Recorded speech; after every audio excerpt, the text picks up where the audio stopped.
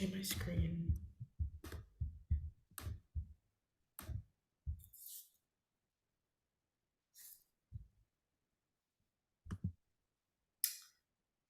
Hi to everyone joining the Zoom. Maybe just to let you know that we'll wait a few minutes to let everyone join, and we'll get started in around 2 or 3 minutes with the webinar. Thank you for being on time.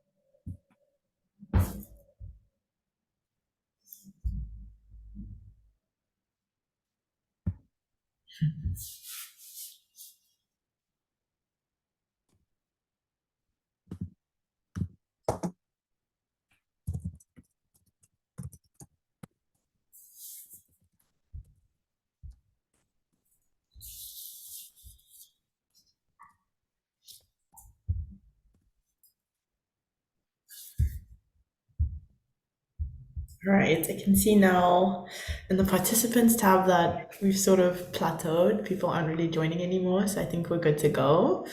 I'll start by introducing myself very briefly. My name is Emma, and I work at the Prince Claus Fund as a programs coordinator.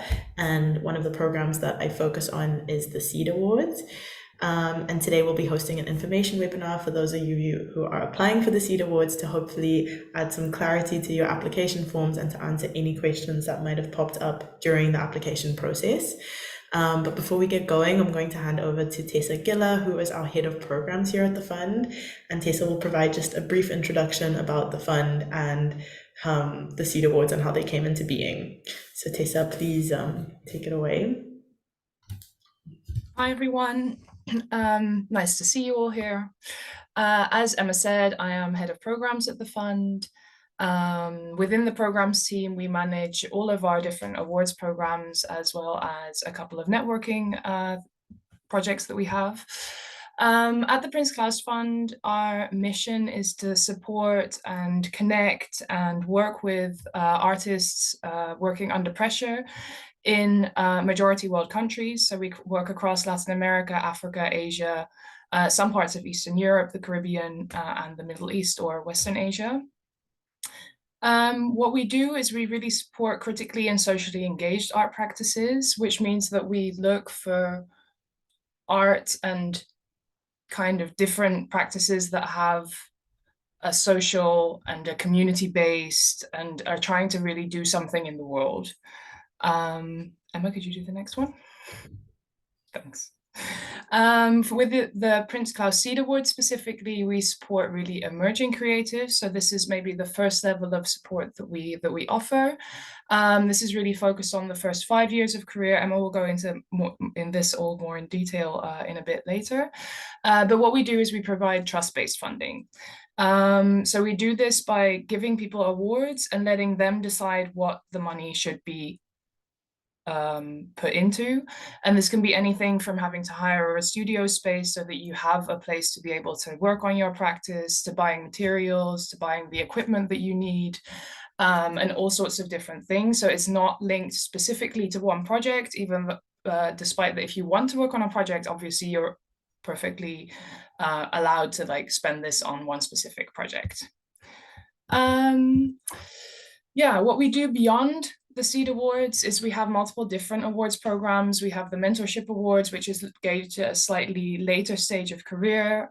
So this would be after you've done maybe 7-8 years of your career and have really started focusing on a specific thematic more. Then the mentorship awards come into play, and I would say for people, please do keep an eye on our website because they're coming up in the next 6 months. All the open calls will be going online. And then we have the Impact Award, which is more a sort of late stage recognition kind of award, which is also nomination based. This is something people can't apply to, but they are nominated for. And then beyond the financial, we also really try and create more connecting moments, be this online, be it in person. We do this through a couple of different ways, and we also really focus on the Seed Award groups for this because we do understand that even though the financial is great, when the financial ends, there is still a need to be able to be linked to infrastructures, have a network, to be able to connect with different people in different forms of solidarities and co-creation. I think that's actually it for me for today. We'll loop back around at the end, where we'll be doing a Q&A, which is sort of the crux of this session, I would say, and then Emma and I will be doing that together. So I'll see you guys later. Thank you, Tessa. So before we get going, I will first outline a little bit about what we will be covering in the information session today. Before I begin, I also wanted to quickly highlight that all of the images used in this presentation have come from Seed awardees from this previous year, 2023. And yeah, we're really grateful to them that we can use their beautiful images and hope that they inspire you as we go through this presentation. So first, what we'll be covering is just a general information about what the Seed Awards actually are, followed by what we are looking for when we are making the selection for the Seed Awardees. So what a Seed Award candidate looks like. Hereafter, we'll go a little bit more into the details about the eligibility for the Seed Awards, for those of you who have questions about that, followed by more information about what specific elements you will need to be able to apply on the application form. After this, we will maybe take it a step further and give some tips and insights into what often makes a great application for a Seed Award. And then again, a few more administrative or more logistical items about how you can apply. And as Tessa mentioned, at the end, we'll have a Q&A session. So as you listen to this presentation or at the end of the presentation, if you have specific questions that you still feel that we haven't been able to address within the presentation, please feel free to pop those in the Q&A box that you will see probably at the bottom of your Zoom screen. And we'll be collecting those as the presentation goes on, and then we'll be sure to answer your questions at the end. So without further ado, we'll first share a little bit more information about what the Seed Awards are. So as you might be familiar with, every year the Prince Claus Fund grants 100 emerging artists a Seed Award through an open call, which is like what we have open now. We're really looking for artists who are based or situated in contexts in which culture is under pressure and who are talented and dedicated and determined to improving their contexts through their socially and politically engaged work. Each of these artists will be granted a €5,000 award, which they'll be able to spend as they see fit, so long as it contributes to the development of their personal artistic trajectory. And we really hope that awardees really take advantage of this fund to explore new perspectives and develop their practice on their own terms and in a way that they see as most fit for themselves. We obviously have to look for specific elements when we look for our Seed Awards. And as Tessa mentioned, the Seed Awards are really our most starting point award that we offer support through. So we're really looking to grant emerging artists and cultural practitioners in the diverse range of disciplines that we offer support to. A few criteria that we look for when looking for a Seed Award. First and foremost, we look for artists who on average are in the first 5 years of their professional career. What we mean by this is that, for example, you don't need to include your study years in the amount of years of experience that we have. So it's really the years that you have been working as an artist that we consider in this measurement of the first 5 years of your experience. We are also looking for artists and cultural practitioners who have a practice, who've really found their own authentic voice within their practice and have a practice that is innovative and interesting. And not only this, but they have a practice that then creates and contributes to addressing social and political issues in their local context. be this on a community level or a citywide level or even a regional level. We're also looking for practices that have a process and implementation that is inclusive and diverse in its reach and in its inclusion of marginalized voices and perspectives. And we're also looking for artists and cultural practitioners who, up until now, have received little to no recognition for their artistic and cultural practices. And we would hope that the Seed Award would then maybe give or offer a sort of boost to their career.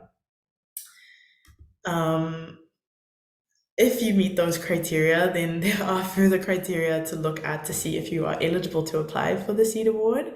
I will list them as follows.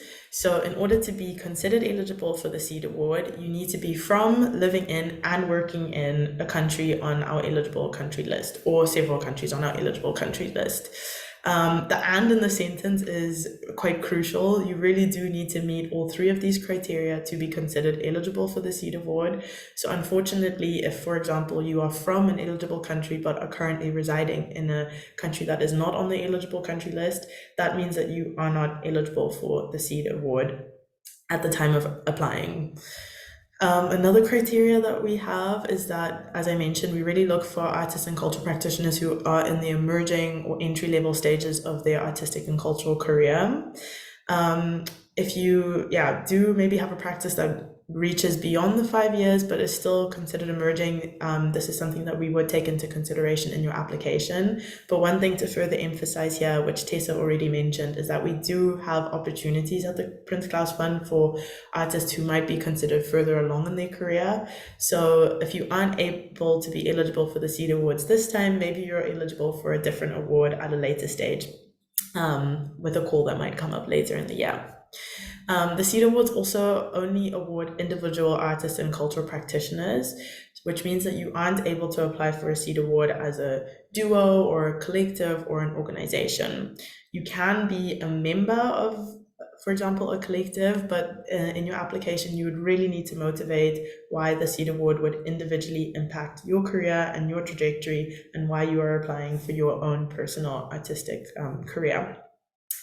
The Seed Awards are only available for those who are receiving an award at the Prince Claus Fund for the first time. What's important to specify here is that if you have applied to the Seed Awards in the past and not received the grant, you are able to apply again. But if you have received an award from the Prince Claus Fund in the past, unfortunately, you won't be eligible for the one this time around. What's really important to us also in looking at the artists that we offer support to is that your work is dedicated to addressing social and political topics that are relevant to your local context. So not just art for art's sake, but really we are looking to support practitioners and artists who are taking that next step in their artistic career and also looking at the local relevance of their work.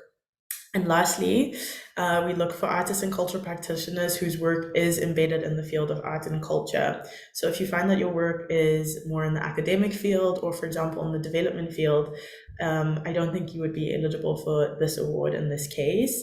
Of course, we recognize that many practices span different fields and they might have an academic element or a developmental element within them. However, the main thrust and embeddedness of your practice should be in the field of art and culture for you to be considered eligible for the Seed Award.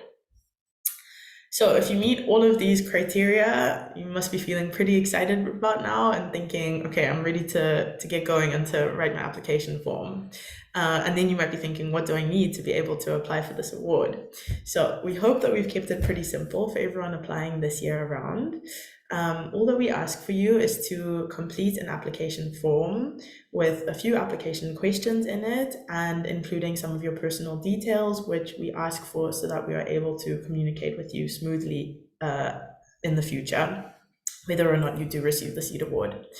An exciting element of the application form that we also ask for is the pitch, which is a video or an audio in which we ask you to answer the question, what drives you as an artist or a cultural practitioner? And we hope that this doesn't become too burdenous. We ask you to keep it to 3 minutes long, but it is a really nice way for us to get to know you a little bit better. We also ask you to provide a reference letter from a person or an organization that knows your work or is familiar with your work or maybe has worked with you in the past. And we also ask for an up-to-date CV. Optionally, you can also supply us with some supporting materials relating to your work. So these can take the form of images or videos or references or interviews that you've been part of. So if you want to add just a little bit of extra panache to your application or share anything that we haven't necessarily asked for in the application form, this is a really good opportunity to do so. Having covered the basics of the application form, you might be thinking, what can I do to really make sure that my application stands out or comes across in a good way? And based on previous applications and precedents that we've noticed, we also wanted to share a few tips with you about how you can create a successful application. So what we've noticed in the past is that the more focused and coherent applications tend to be the ones that end up being more successful ultimately. We truly recognize that so many artists have really interesting and exciting multidisciplinary and multi-thematic practices, and we really encourage that kind of artistic or cultural practice. However, for the sake of this application form and for the application for this award, we do encourage you to try and think about the main themes, the main disciplines, and the main methodologies of your practice or of the project that you want to apply for the Seed Award with, and really focus on that storyline and sharing with us. It just helps us like keep reading along with your story and with your goals, and helps us to understand where you're coming from a little bit better and a little bit more clearly.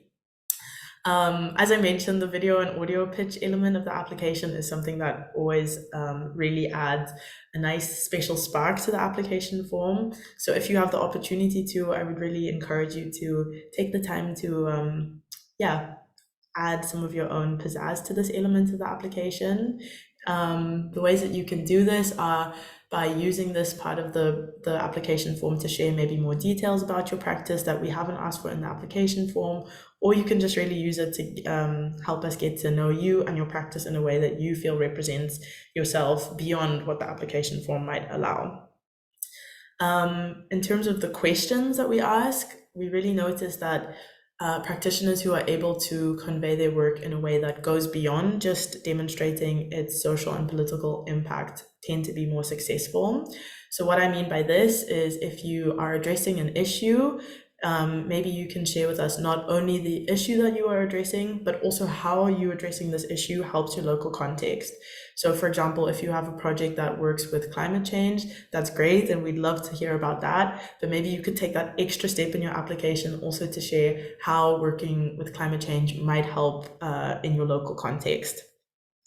And then lastly, as I mentioned before, the supporting material element of your application form can be a really nice way to not only share with us work that you haven't been able to already share in your application form, but it's a nice way to also maybe align your work with the main goals of the Prince Claus Award, which I think we highlighted a little bit earlier, so that we can really see why you might be a good candidate for us to offer a Seed Award to. I hope that this provides a lot of information about the application form, and I'm sure we'll get any outstanding questions. But I quickly wanted to also highlight is how you can physically apply for the award. So all you need to do is to log on to our Prince Claus Fund Award platform, for which you can get the link online on our website, and to create an account. Once you've created an account, you can fill in all of the required fields and attachment on the application form. Really need to note that we can only accept applications that come from the application platform, so please be sure to submit your applications here. What's really nice about the application platform is that you can work on your application a little bit and save it on the platform before submitting the application. Please note that once you submit your application, you can no longer go back and make changes to it. So we suggest that if you're planning on filling in the application form in a more in dribs and drabs, or in little bits and bobs, that you do this and save it and return to the application when you're ready. But please be sure to submit it before the deadline and not to forget to submit, to press that submit button. Once you've submitted your application, within around 15 minutes, you should receive an email confirmation saying that we've received your application. But if you want to be double sure that the application has been received, you can always log back onto the application platform. And if the status of your application reads submitted, then that means that we've received your application and we'll take it into consideration. However, if it says in progress, then you do need to make sure that you still click on that submit button. And that means that we'll get it and be able to read through. And just a general announcement that once your application has been received, it'll be shared between the Prince Claus Fund team and also the external advisors who we work with to read the applications. One quick tip, which maybe sounds a little bit redundant, but always comes up every year, is really not to leave your application until the last minute. The reason for this is that our application platform, especially on the day before and the day of the deadline, tends to get a lot of online traffic, and it also then tends to slow down quite a lot. And if your application is not submitted, so if it's still in progress at the time that the deadline passes, your application will not be taken into consideration. So we really suggest that you do your best to make sure that the application is fully submitted with as much time as possible before the application deadline, to avoid that your application isn't taken into consideration purely because of internet complications and things that are out of our control.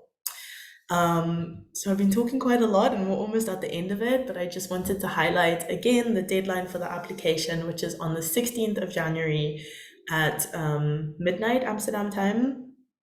Please be sure to check your time zone in relation to Amsterdam time, because again, the submission deadline will close at Amsterdam time. So just make sure that you know what that means in terms of your deadline, depending on where you're based. And just a general announcement that the applications, or all applicants, will be informed about the results of your application by the latest in mid-July 2024. We will move on to the question and answer round right now.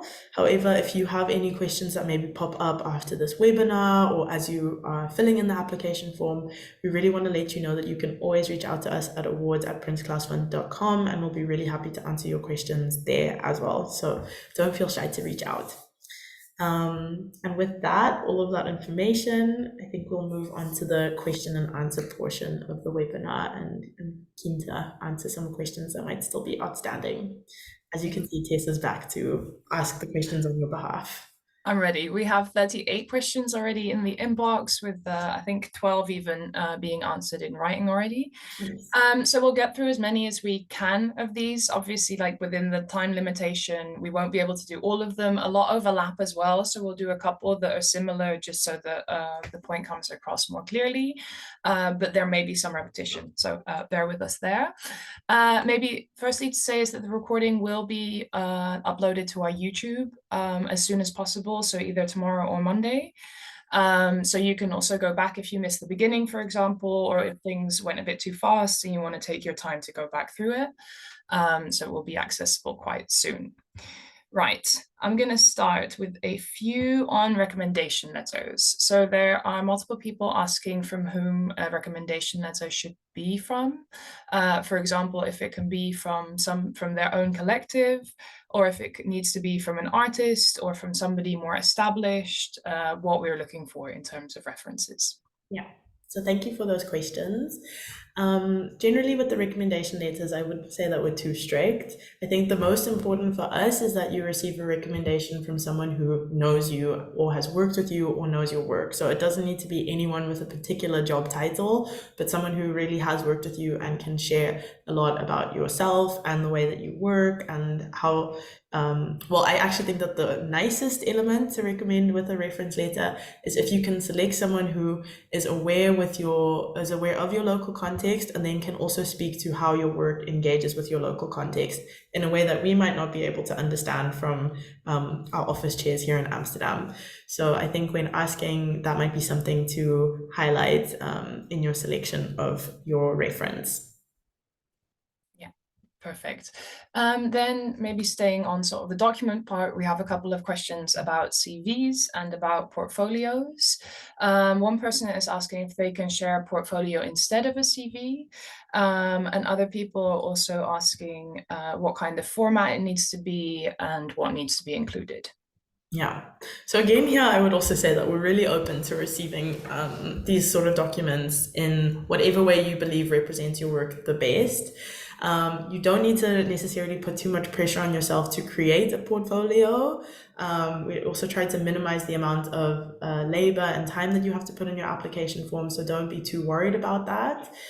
If you were to include a portfolio, it would still be nice to have an understanding of, for example, the trajectory that your artistic or cultural practice has taken, just so that we can also come to understand these elements that we're looking for in the selection regarding how much recognition you've received or how many years of experience you have. So if you do submit a portfolio, I think that would be a good addition to add to it. However, a stock standard CV is also good by us. I think, as I mentioned, what's really important to us is not necessarily the layout or the colors or the format that you use, but really just coming to an understanding of the journey that your artistic trajectory has taken and the decisions that you've made and the places that you've been led to. And I would also say that maybe just as a quick tip, it could be really nice for you to just read over the call text and the specific emphases of the Seed Award and try to align your CV with that. So maybe because you know that we're really interested in looking for art and cultural practices that have a social and political impact, you can really decide to include projects on your CV that align with that goal. And I think that that would really help us to, yeah, align yourself with the Seed Award. Yeah, perfect. Thanks, Emma. Next would be, how would you recommend us to best show our past and ongoing work? Would that be in CV, portfolio, or just as additional documents? Yeah. I think this is a bit of a difficult one for me to answer because I think it depends a little bit on why you're applying to the Seed Award. So I can imagine if you're applying for the Seed Award for a project that maybe isn't even off the ground yet and you're applying for a concept that you truly believe in and you really want to get a project going, then maybe it's really good for you to share more elaborations within the answers and with the supporting materials of your previous repertoire so that we can come to an understanding of who you are and what your work is, and that we can take that leap of faith in granting you the award to start a new project. Yeah, I would say that maybe then the supporting materials would be the best place to provide those sort of examples of your previous work. However, if you're applying for something that's already off the ground or it's like maybe in the later stages and you want to branch off into another stage of it, that then you could just share maybe less about your current portfolio and really focus on why you want to develop your project and the ways in which you want to develop your project within the answer portions of your application. So I think really just thinking about the intentions behind the specific project or the specific stage of the project that you want to apply with are really important, and then really using either the answers or the supporting materials to complement these intentions would be the best. And don't feel too much of a need to let us know your whole life story. As I mentioned earlier, just a more focused and simple journey that you can take us on through your application really helps us to yeah, get to know you and where you're at. Mhm. Yeah, perfect. And I would say for this question also a lot depends on the medium you're working with. And I saw a bunch of questions about that as well. We work across all sorts of artistic mediums. So this is anything from photography to performance, visual arts, literature, poetry, even sometimes like food-based projects. So anything that you can fit under the banner of arts and culture. There is one question here about what we incline more towards, specifically talking about painting. I think we do definitely consider painting. Often painting, and this is not an always thing, this is an often thing, doesn't have that much of a social or political engagement, especially not at community level, which is why it tends not to be that visible in our selections. This doesn't mean that it's something we don't support. We've supported many painters in the past, but it's really about what your practice is beyond, I guess, the painting, or what the paintings mean, or what the paintings show, because we do actually quite a lot of visual arts where painting is quite heavily visible in. So hopefully that answers. Let's see, we have a couple of questions about language, which I think might be good to answer. So people asking about both reference letters, pitches, and answers to the application in general, if it all needs to be in English, if things can be subtitled Yeah. or maybe translated. That's a great one to give a rundown on. So yes, you don't need to be a native or fluent English speaker to apply for the Seed Awards. However, due to our capacities as an organization, there are certain parts of the application form that we ask to be submitted in English. So certainly the application questions we ask to be submitted in English. But as I mentioned, we're not looking for native speakers, so we won't penalize you based on the level of English in those answers, so long as the concepts and the elements that you're describing are clear. So please feel free to maybe write the answers to those questions in a language of preference and then just translate them with applications like Google Translate or DeepL, and then submit those within the application questions. The pitch element of your application can also be recorded, or yeah, if it's a sound recording, recorded and then transcribed so it can be recorded in your language of preference. And then if it's a video, we would ask that you add subtitles to this video in English so that we can understand what you're saying. And if you record an audio pitch, we ask that you provide an English transcription of the audio pitch within your application. And then lastly, the supporting materials such as your CV or your reference letter, or if you provide interviews of that you've had regarding your work or reviews of your work, those can all be in a language of preference. We hope to not add too much translation work to your plate. Yeah, we would highly recommend DeepL for any translations that people need to use. We can link it to the YouTube version. Okay, then we have a lot of questions about the period of time that people have been practicing, how we measure that and how strict we are in measuring that. And then also how we define little to no little recognition. Okay, Questions I about guess that. those relate. Yeah, exactly. Yeah, so in terms of the average time that we look for in terms of the emerging slash early career artist element of the Seed Award, I have to admit that this is maybe one of the criteria that we take into consideration along with other criteria a little bit more. So the 1 to 5 years of experience that we reference is generally an average number that we're looking for in terms of your years of experience. And this is something that then we will take into consideration based on the batch of Seed Award applications that we get, as well as the other main criteria that we're looking for in the application, which is looking also in balance with the social and political impact of your work and also how much recognition you've received for your work. As well as this, we understand that many artistic careers are not necessarily linear. So if you have, for example, started practicing professionally, but then gone back to school and then returned to your practice, we would really only count the years of your professional artistic practice and the years in which you work as an artist towards this 1 to 5 years of experience.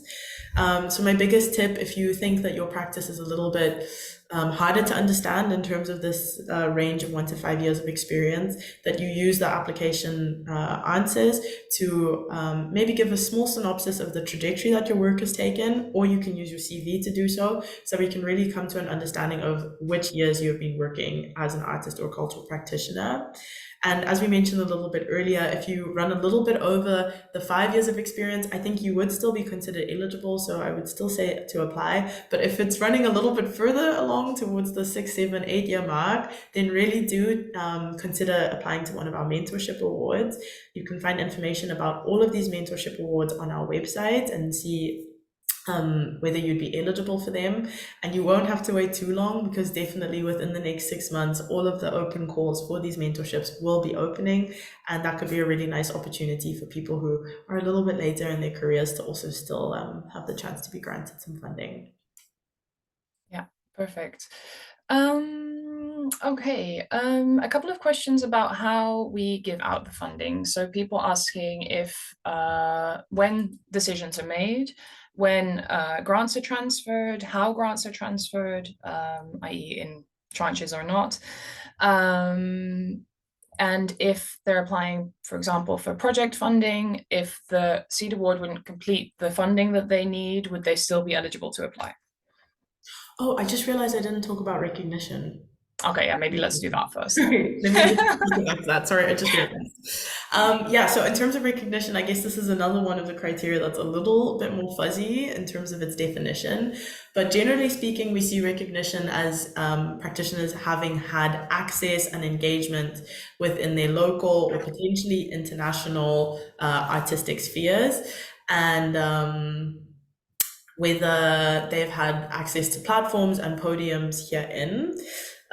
Also, within this criteria, we realize that, yeah, it's different for different disciplines, and certain disciplines might have easier access to certain podiums and platforms than others. So, it's good for us to highlight that this is a criteria that we take into consideration along with the rest of your application. But in general, we look at the amount of access that you've been given publicly within your local and also, more importantly, international art scenes. And sorry, now I'll move Yeah, on. maybe I'll just add to that one a little Yeah, bit because there was a few people asking specifically also about international versus local recognition. yeah, I think we do see that if people, for example, have been doing like a residency every year in a different place, like in Europe or America or any other place in the world, that starts to count as a lot of recognition, right? There's a lot of exposure, there's been a lot of opportunities, which is really the crux of what it's about. It's how much opportunity somebody has had in their practice. It doesn't mean you're not eligible. It just becomes one of the factors that weighs into the selection making process. Because sometimes, it just really depends case by case. If you have done like certain things and you're worried that that will make you ineligible and you want to know before you apply, I would suggest sending us an email because these really specific things, it does, yeah, come down to a case by case basis, and then it would be much easier for us just to answer them face to face. Yeah. thanks, Stacey. So maybe moving on to the grant allocation and that question. So yes, as I mentioned a little bit earlier, the final date by which you would receive the information about whether you've received the Seed Award would be in July 2024. After this point, our monitoring team would reach out to you within the span of a month, I would say, to send you your contract as a Seed awardee.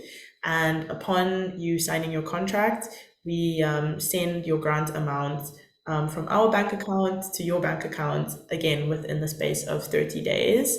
There are certain options if a bank account isn't conducive to you receiving the money in your local context that we can explore on a case by case basis.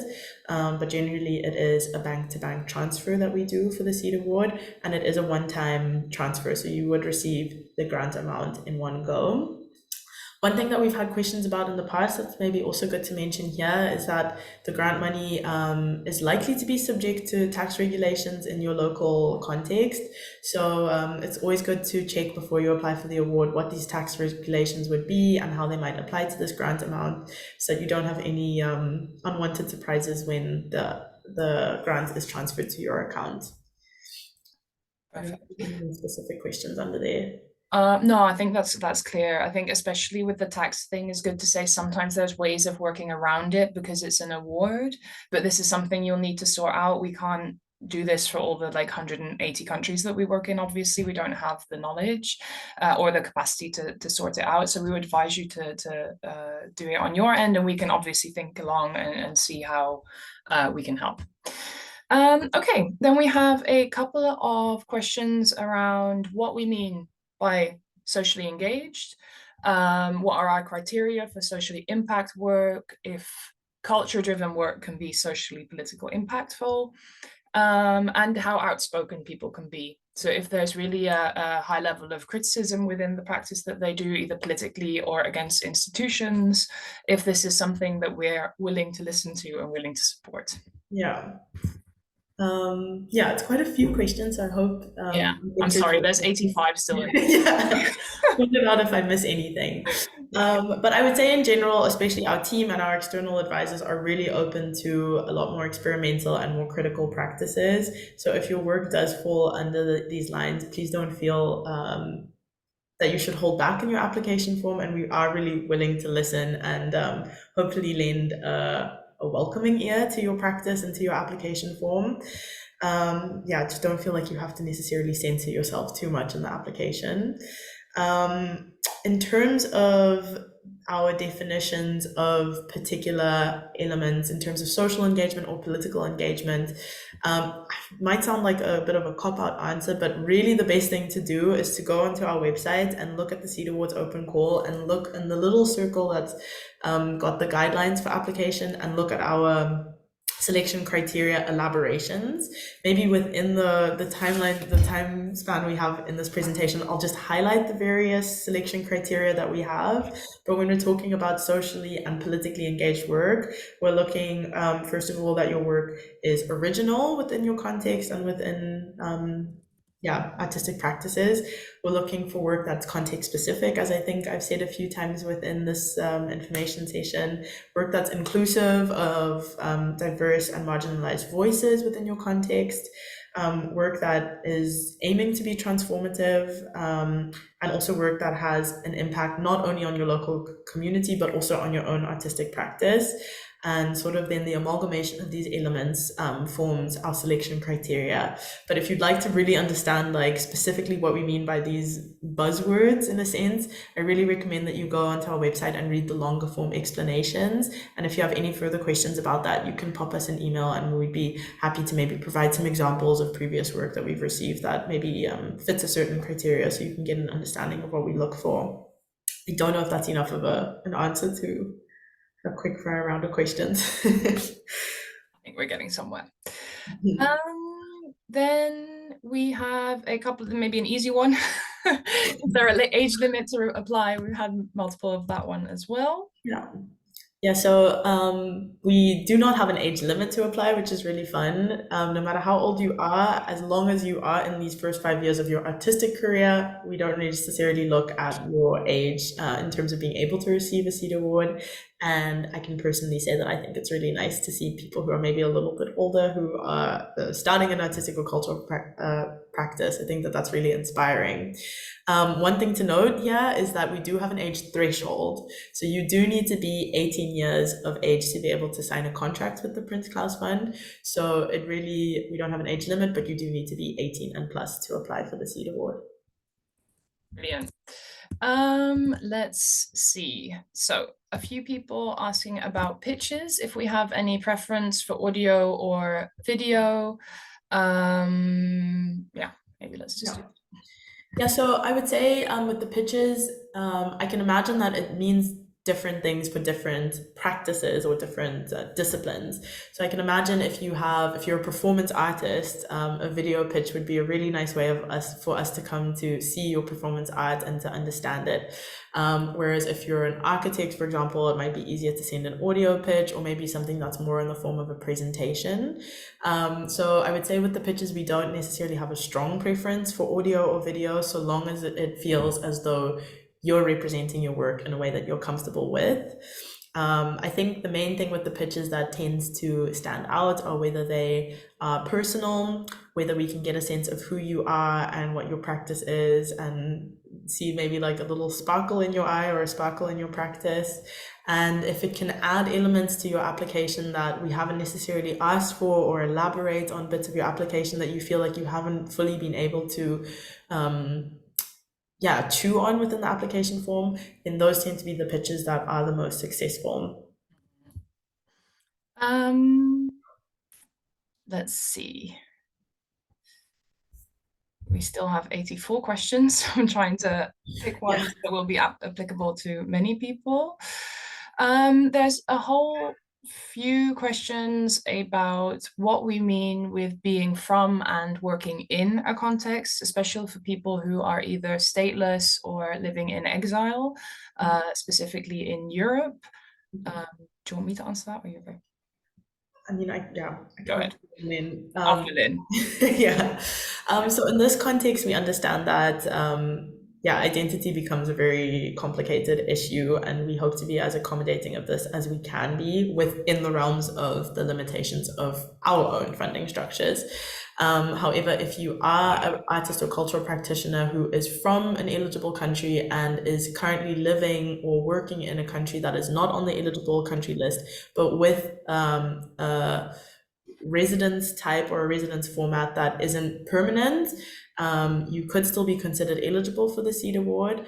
And in this case, we would ask you on the drop down menu in which you select the country that you are working in or living in, that you select the other option and then specify exactly what circumstance you are living in within, um, for example, an asylum situation or a humanitarian visa situation.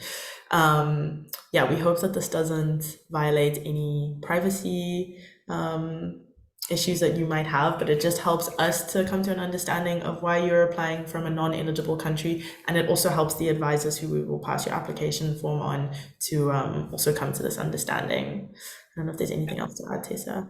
I mean, there were also a few questions from people who are living 6 months in, for example, Europe or Australia, and 6 months in one of the eligible countries. How do we see that? Yeah, so in that case, you would not be considered ineligible for the award. However, we really do aim to offer the award to those, yeah, really spending the majority of their time in a country that is on the eligible country list. Again, due to the provenance of our funding and the goals of the Seed Award. So if you do split your time between countries, I think my biggest tip to you would be really to elaborate in your application answers or in your pitch video how you divide this time, and how perhaps even if you are working in more of a diasporic context or splitting your time, how your time away from the country still might contribute to your work in the local context. Maybe it's nice for us to be transparent and say that we do miss, it doesn't make you ineligible, but there is a precedent that the awards tend to go to artists and cultural practitioners who are living in, from, and working in full time in a country on the eligible country list, just because in general this usually aligns more with the goals of the award. Yeah. Maybe to add, this is not a perfect criterion, obviously. It has to do with the limitations of our organization, to be honest, and also the spread that we have. Maybe to say that we get around 1,500 applications every year for the Seed Awards, and we can only support 100 of those, which means that they're a very tough decision. It means we have to be quite strict with the criteria that we have and the limitations that we have in the way that we can support our funding. With this one as well, obviously there are very, very many quite specific cases. And I see that also in the questions here. Obviously, we can't go into all of them right now, given that there's another 75 questions still open. But if there are things that you do want to discuss with us, please just send us an email and we'll do our best to respond as soon as we can, with a more specific answer to your case. Let's see. We had one question here that I wanted to do and I lost it. Educational expenses. There's quite a few questions about if either people still studying and if they're then eligible, or people who want to do an education and if they can include that in their grant. So the Seed Awards are, it's ineligible for you to apply for the Seed Award in order to support projects or schooling or courses that fall within the academic sector.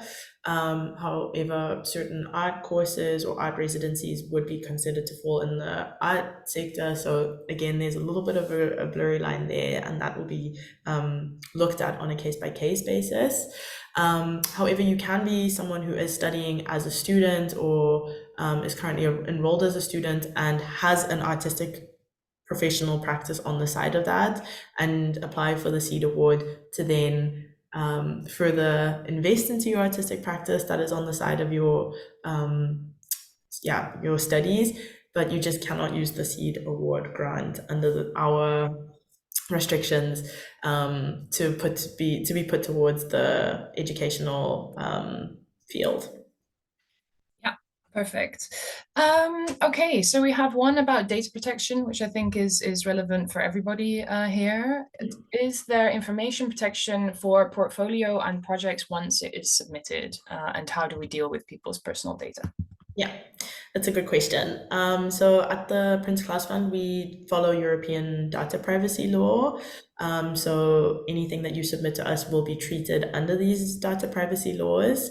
And maybe just more specifically, a general awareness that once you submit your application, it will be shared within the Prince Claus Fund team. And then, as I've mentioned a few times, your application will be shared with an external advisor with your consent, which we ask for in the application form. What's good to note is that these external advisors are contracted and they are asked to keep confidentiality as they assess the applications. So there shouldn't be any infringements on that level. And when we share your applications with the external advisors, we make sure to admit your personal details, such as your address or your phone number. So the external advisors never receive access to that private information. And hopefully that provides some comfort when you're applying. I think it's a really good question to ask. Yeah, perfect. We have somebody asking about if the eligibility criteria are contestable. I mean, I think as we've been saying with almost all of these answers, obviously there are case-to-case things that are different per context. We consider ourselves what we call a learning organization, so we're always happy to hear things that people don't agree with, that people think should change. Again, this would be easier through email because we can't get into super specifics here. But if there is something you would like to talk to us about, send us an email and then we can always see what might be able to change in the future. Let me see. There's a lot of overlap with things that we've already discussed. So if you feel like your question hasn't been answered, it could have been answered in maybe one of the previous questions. We're running to the end of our time as well, so I'm just going to pick a few more to talk about now. Yeah, there's a couple of, again, repetitions about what we consider socially impactful work. So maybe let's just take it down back to the basics for the last few answers. So Emma. Yeah. So in terms of socially impactful work, we're looking at work that isn't just a piece of art. So art that really looks around, especially in your local context or your regional context or within your community, and maybe observes a need or a grievance or an itch that exists and goes beyond just existing as art and addresses or satiates or massages these pressing conditions that you and your art might find itself in. I would say that it isn't maybe a perception that might come with this criteria is that work maybe has to be somewhat more along developmental lines. And I wouldn't go so far as to say that your work has to have a necessarily like project based super tangible impact. It can be that you provide a new perspective or a new insight or just a space for someone to think in a different way. So as long as you can sort of motivate how your work has this impact, we're really open to listening. And as I mentioned earlier, we're here in our office in Amsterdam and might not really understand how this impact manifests in your context. So it's really nice if you're able to share a little bit more detail about this within your application form. But really, yeah, as I mentioned, we're looking for work that goes beyond sitting on a shelf or in a gallery somewhere, and that maybe can cause someone some food for thought, inspire someone, make someone feel safe. Yeah. Yeah. Okay. I saw a couple of questions that I've lost now, which were about people applying again, if they can, for example, reuse the pitch, because obviously a lot of work goes into this. And if it's possible later to download the application once you've submitted it. This might be a good one. Yeah. All right. So if you've applied in the past and would like to apply for the Seed Award again, please go for it. We're always really happy to see applications come back a second time or applicants come back a second time because, as Tessa mentioned, especially when we get down to the shortlist level, we have quite a good number of high caliber applications, and sometimes the decision becomes more about geographical dispersion or making sure that different genders are represented, and maybe some applications fall out of the batch because of this. So we really encourage you to apply again if you haven't received it in previous years, and we truly understand that so much work and thought and love goes into these application forms. So if you do have elements of a previous application form that you would like to bring forward into this year's application form, please feel free to do so. One thing that I would maybe say as a little asterisk to that point is, for example, if you're repeating a reference letter or a pitch video, maybe you can just put a little note in the application form that you have applied before. This is just especially so that there aren't any questions about maybe, for example, a reference letter maybe being fraudulent or irrelevant, that we just know that, okay, this person's applied before and therefore this document is coming up again now. And I forget the second thing you mentioned that would be good for me to highlight.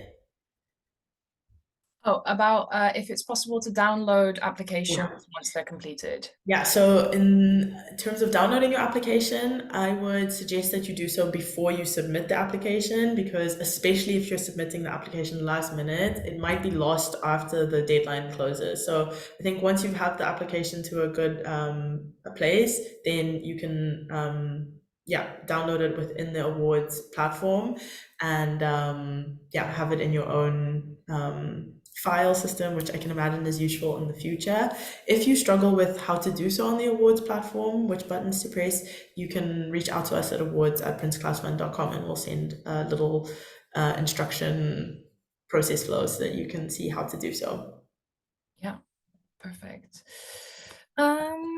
Let's see if there's anything else that's. I mean, I think we've more or less covered everything. We haven't answered everybody's specific questions. As I said, it's not completely possible. We still have, I think we've answered 112 questions already, with 60 still standing air open, but I think many of them have been covered in the general answers. I think maybe one last thing to say is just the disciplinary thing, because I see that popping up in many questions, is we basically support any kind of artistic or cultural discipline. And any kind of mixing of those disciplines as well. So we see mostly these days people will be working interdisciplinarily. It's almost never a clear-cut discipline anymore. We support all of them, be it sound art, be it music, poetry, literature, visual arts, photography, film, things that are really more community-based and maybe don't have a visual output. And then I also saw many people asking about the outcomes and timeline of the grant. So maybe that's one last one to answer, Emma. Yeah. So outcomes in terms of if they need to report specific outcomes or if Yes, they'll find out the if there have to be specific outcomes for the grant, like output specifically, unreported. and if there is a timeline where the grant needs to be spent. Okay. So one of the lovely things about trust-based and unrestricted funding is that you can really spend the grant on whatever you would like to spend it on, so long as it contributes to your artistic career. So in terms of your outputs, yeah, you can, I think, decide what you would like to do in taking the next step in your career, and based on that decision apply to us with a concept or a proposal for taking the next step. And if you receive the seed award, then you can use this grant on any sort of elements in your practice that would help achieve this. So we don't necessarily look for specific outputs, but we hope that you can use the grant, for example, to maybe pay collaborators or to invest in materials for your work, to maybe attend residency programs or travel for inspiration, maybe to pay for a studio so that you can have the time and space to work on your practice. So we don't necessarily ask for specific outputs. One thing we do ask for at the end or a year after you've received your seed award is that we will just not necessarily ask for receipts or a specific report, but our monitoring, evaluation, and learning colleagues will send you almost a review to just ask a few general questions about how you've used the grant and yeah, how this has impacted your work. Not necessarily to check if you've spent it on what you intended to, but just to come to an understanding of the impact that an award like this can have. Does that cover everything that was asked? Yeah, I think so. Okay. Um, yeah, I think we've covered most most points across the board in the questions. So I think we'll wrap it up here. Um, yeah, I just want to confirm again that any specific questions that you have or things that you felt weren't answered, we will obviously be putting this recording up onto our YouTube within the next few days. So if things went too fast, like obviously it's a lot of information in 1 hour, so please do take the time and go back and like pause it at the points you think might help. But we are also available through email, through the awards@princeclausfund.nl email address, which you can also find on our website everywhere. And please do reach out, especially for these more specific questions or things that are really keeping you maybe from applying, because we prefer you asking us and us taking the time to answer any specifics than you having to fill in a whole application form to then figure out that maybe you weren't eligible. Yeah. Emma, any last words? No, I'm just grateful that so many people have showed up today, and I hope that this has inspired a lot of you to apply. And if maybe you realize that the Seed Awards aren't for you, I hope that maybe some of our other awards could be an option for you. And we wish you a lot of luck in your application. Hope that you don't sweat the small stuff, that you just approach it as yourselves, and we'll be super happy to receive it in a Yeah, few weeks. exactly. And last one, but really, really, really don't wait until the last 5 minutes for uploading it, because every year we have at least 20 people whose internet broke down or their computer crashed. And because just of the massive applications that we receive, we really can't be that flexible with the deadline. So yeah, just keep that in mind. Give yourself a deadline of 15 minutes before the actual deadline. Or a day. Yeah. Yeah. Okay. Perfect. Your Then time. that's all from us. And we'll see you in our inboxes soon, probably. Thank you everyone for making the time.